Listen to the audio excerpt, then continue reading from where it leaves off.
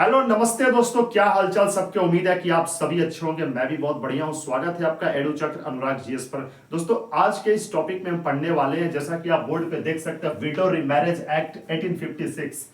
और एक इससे पहले वाले वीडियो में जो मैंने बताया था सती प्रथा के बारे में, ये दोनों टॉपिक जो है सती प्रथा और विडो रीमैरिज एक्ट, ये दोनों काफी हद तक मिलता जुलता है।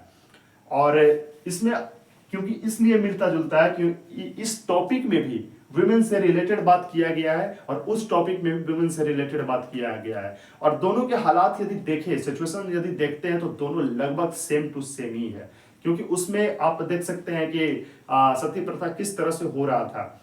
पति के गुजर जाने के बाद पत्नी को जबरदस्ती मतलब पकड़ करके लोग उस तरह से सती कर दे रहे थे, और ये काफी लंबे समय तक चलता आ रहा था। फिर आते हैं राजा राम मोहन रॉय, जो कि एक सोशल रिफॉर्मर होते हैं, और वो मतलब काफी हिम्मत जुटा करके और अकेले निकलते हैं, है ना। तो ये सेम टू सेम कहानी यहाँ पे भी अप्लाई होता है, और उम्मीद है कि आप लोग इस टॉपिक को बेहतर तरीके से समझेंगे। तो आइए समझते हैं। सबसे पहले आप यहाँ पे देख सकते हैं ईश्वर चंद्र विद्यासागर। दोस्तों इनका जन्म 1820 में होता है और इनकी मृत्यु 1891 में होती है, जो कि वेस्ट बंगाल में इनका जन्म होता है। और इसी के साथ ये व्यक्ति जो थे काफी ज्यादा स्पेशल थे अपने टाइम में। सोशल रिफॉर्मर के साथ साथ इनके पास अपनी एक गुण थी, और ये एक गुण नहीं, वो काफी सारे गुण से ये भरे हुए व्यक्ति थे। इसलिए ये जो नाम आप देख रहे हैं ना, ईश्वर चंद्र विद्यासागर, ये इनको मिला था अपने यूनिवर्सिटी के तरफ से ये नाम। और विद्यासागर का मतलब हुआ ज्ञान का सागर, समझ रहे हैं। और यहाँ पे जो आप स्टेटमेंट देख रहे हैं, this law was a major step towards women rights in Indian society. It gave the message that women also have right to live with dignity and freedom.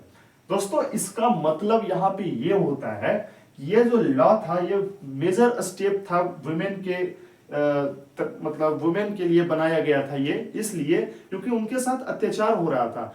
और मतलब देखा जाए तो वो जिंदा हो करके भी जो है महिला अपनी जिंदगी को जी नहीं पा रही थी। पति के चले जाने के बाद विधवाओं को इस नजर से लोग देखते थे, जैसा कि आज क्या है, आज मॉडर्न लाइफ में महिलाओं की स्थिति बहुत ही, देखा जाए तो पहले की अपेक्षा आज वो बहुत ही बेहतर लाइफ को जी रही है ना। तो आज हमारे पास वैसा कॉन्सेप्ट, यदि हम डट करके बोलते हैं ना कि विधवा है तो ठीक है, उसका फिर से शादी हो सकता है, और मतलब पति के चले जाने के बाद भी आज काफी कंफर्टेबल लाइफ को आज जी रही है महिलाएं। लेकिन इसके पीछे आज जिस लाइफ को हम आराम से जी रहे हैं, इसके पीछे काफी देखा जाए ना, तो ये व्यक्ति जो है ना ईश्वर चंद्र विद्यासागर, इन्होंने काफी ज्यादा, बहुत ज्यादा संघर्ष किया। और इसके बाद जो हम बात करते हैं, ये तो संघर्ष किए बहुत ज्यादा। और इसी के साथ साथ समाज की यदि बात करें तो सोसाइटी उस वक्त पे इनके साथ क्या व्यवहार कर रही थी कि जब इन्होंने आवाज उठाया, क्योंकि इन्हें ना खटकने लगा था कि यार ये कहीं ना कहीं तो ये गलत है ना। ये सोच रहे थे कि मतलब ठीक है, पति चला गया, गुजर गया, और लेकिन महिलाओं के साथ ये कब तक चलता रहेगा। और ये व्यक्ति सोचते रहते थे, और इस चीज को काफी ज्यादा ऑब्जर्व किया होगा ना इन्होंने। ऐसे ही थोड़ी है कि एक ही दिन उठे होंगे कि नहीं अब ये सिस्टम को बंद करो, ऐसा तो हुआ नहीं होगा। ये व्यक्ति काफी ज्यादा ऑब्जर्व किए होंगे, खुद को मतलब इस टॉपिक के लिए जो है तैयार किए होंगे कि कैसे बोले।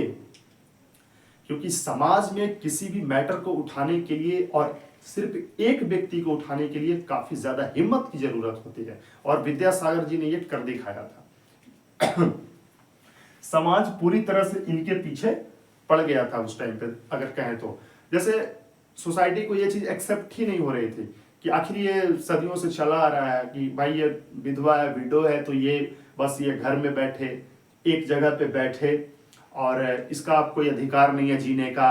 अब बस इसका पूरा का पूरा जो है अब जीवन जो है इसके पति के साथ ही था, पति अब चला गया, अब ये कुछ कर नहीं सकती। इस तरह की बातें जो थी बहुत ज्यादा फैली हुई थी, और इतना स्ट्रांगली ये पकड़ बनाया हुआ था ना ये सब बात, कि लोग मतलब इस तरह को दूर दूर तक इस बात को सोच नहीं पा रहे थे कि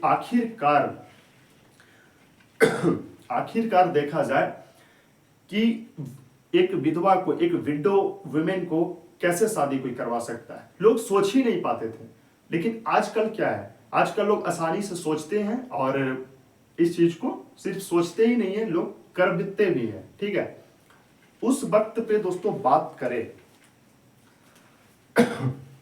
सॉरी, यदि बात करें भारत के गवर्नर जनरल, मैं थोड़ा बड़ा लिख रहा हूं, पिछली वीडियो में मुझे ऐसा महसूस हुआ कि मैं उसमें थोड़ा छोटा लिख रहा था। ठीक है, तो डलहौजी थे।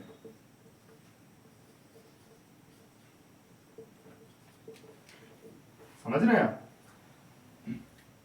ये थे 1848 में। ओके,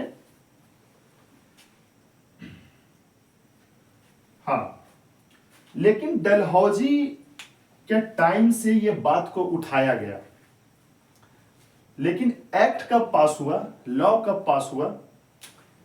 1856। और डलहौजी जो थे 1848 में ये भारत के गवर्नर जनरल थे। ठीक है, बात ये शुरू हुआ था इन्हीं के टाइम से, लेकिन ये बिल जब, ये लॉ कब पास हुआ, कानून कब बना? 1856 में। मैं लिख देता हूं, यहां पे थोड़ा बड़ा लिखूंगा ताकि सबको क्लियरली नजर आए। 1856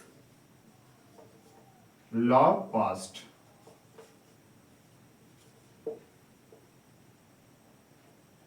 ठीक है, 1856 में कानून बना। उस टाइम पे कौन थे गवर्नर जनरल? उनका नाम था लॉर्ड कैनिंग।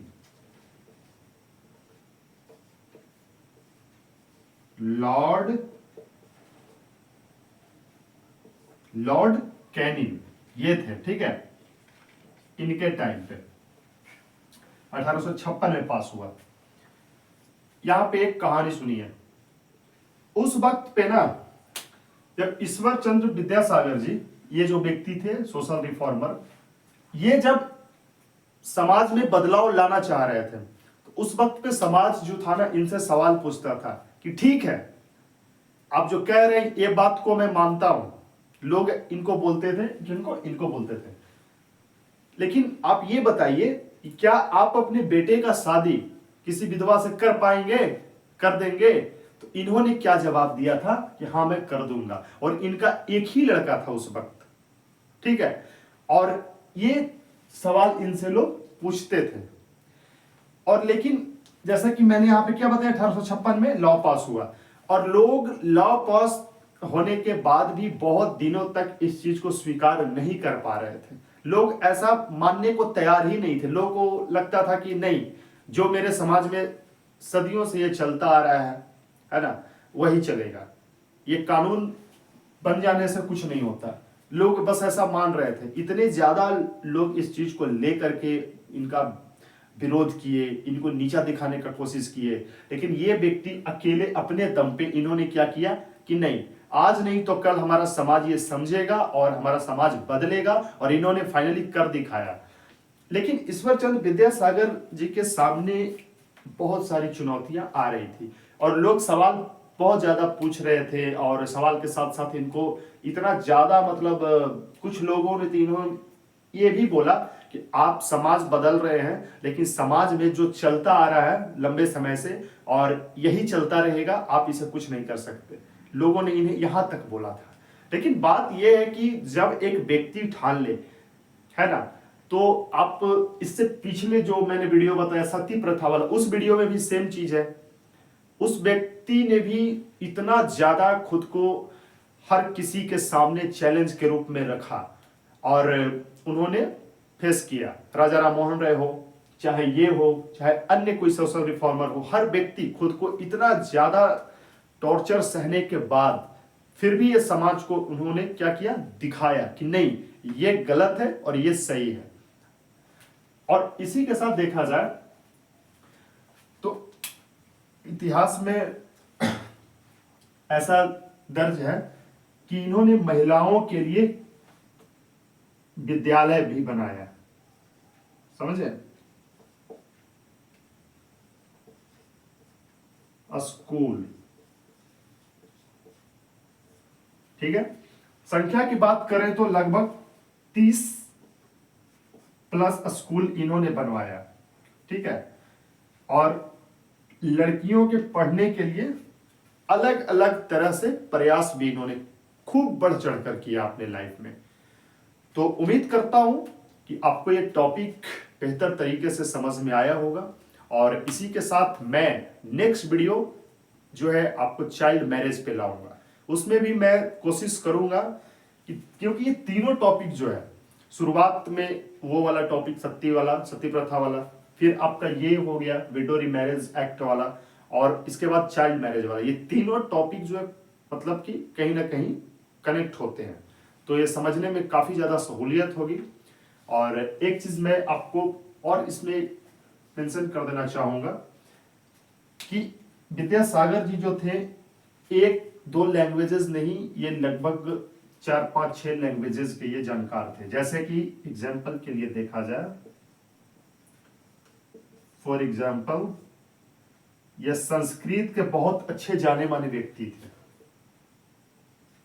संस्कृत, बंगाल से थे तो बंगाली तो इन्हें आती ही होगी, अंग्रेजी, इंग्लिश और अदर्स, ये सब लैंग्वेजेस इन्हें बेहतर आता था। तो उम्मीद करता हूं कि आपको ये लेक्चर पसंद आया होगा। ऐसे ही आप हमारे साथ जुड़े रहें, और एडुचक्र अनुराग जीएस पे आप जुड़े रहें। आपको मिलेगा वीडियो देखने को, नेक्स्ट वीडियो चाइल्ड मैरिज से रिलेटेड। जय हिंद, जय भारत।